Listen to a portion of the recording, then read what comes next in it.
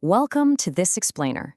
Today, we're going to walk through the fascinating, highly engineered process of removing dangerous acidic sulfur compounds from LPG and gasoline.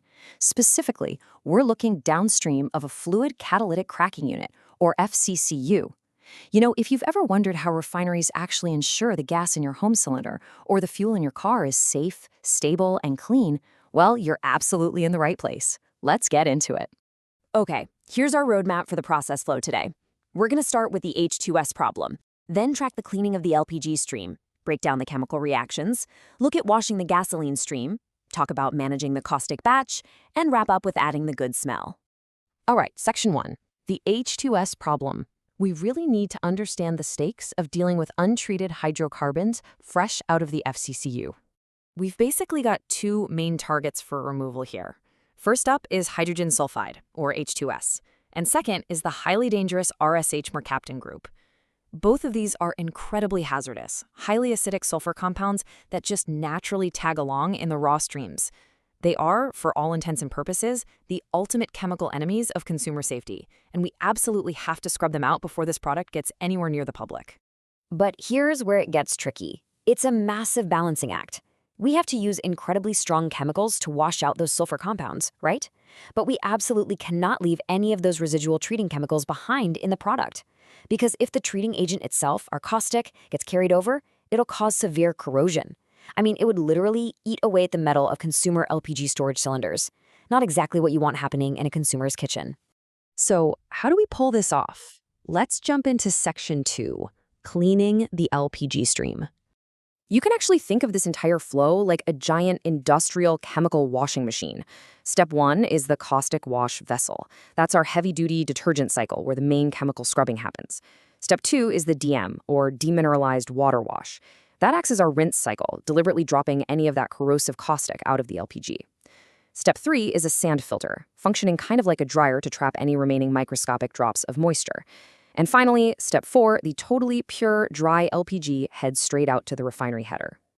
Which brings us to section 3, the chemical reactions. What's actually going on inside that first vessel? To understand the detergent cycle, we just need to look at the chemistry. As the LPG pumps in and mixes with the liquid caustic batch via the circulation pumps, the sodium hydroxide, our NaOH reagent, goes right to work. It reacts with the H2S to spit out sodium sulfide and water. At the exact same time, it tackles the raw mercaptans to produce sodium mercaptides and, you guessed it, more water.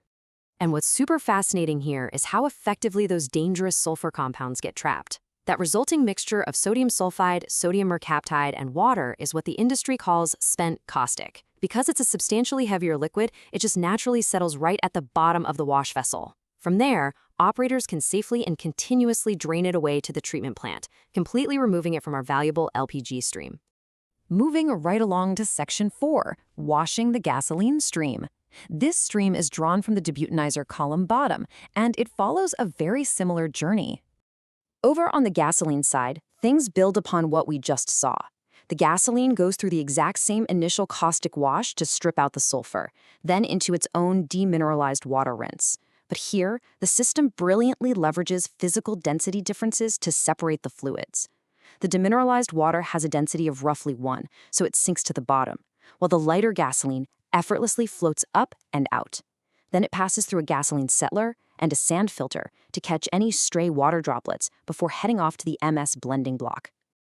And the result of all of this rigorous washing? Well, once it's completely free of sulfur and trapped water, this purely treated gasoline emerges with a solid octane number ranging from 89 to 90. It's perfectly prepped and sent forward to the motor spirit block to have its power boosted even further for consumer vehicles. All right, section 5, managing the caustic batch. You might assume this entire process just runs on autopilot, but it actually requires constant manual monitoring.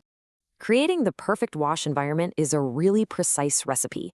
We start building our fresh batch by pulling in pure caustic at a concentration of 12%.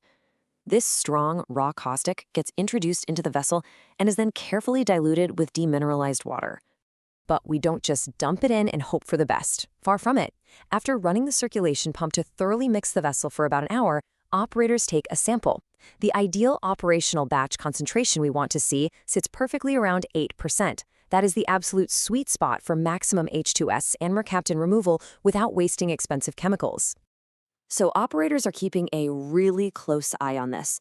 As the caustic reacts with the sulfur over time, it gets used up.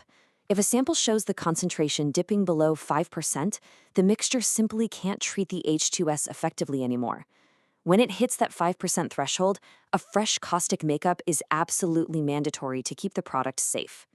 Meanwhile, we've also got strict rules for our rinse cycle, that DM water vessel. Remember how we talked about caustic corroding consumer cylinders earlier? To guarantee that never happens, operators strictly maintain a caustic carryover concentration of just 2 to 3% in the wash water. If it ticks up above that, they instantly drain the spent water from the bottom and manually make up the vessel with fresh DM water. It's a foolproof way to ensure zero corrosive chemicals make it to the consumer. Which brings us to our final stop, Section 6. Adding the good smell. We've spent this entire explainer meticulously stripping every last trace of sulfur out of our final product, which leads to a pretty brilliant engineering irony.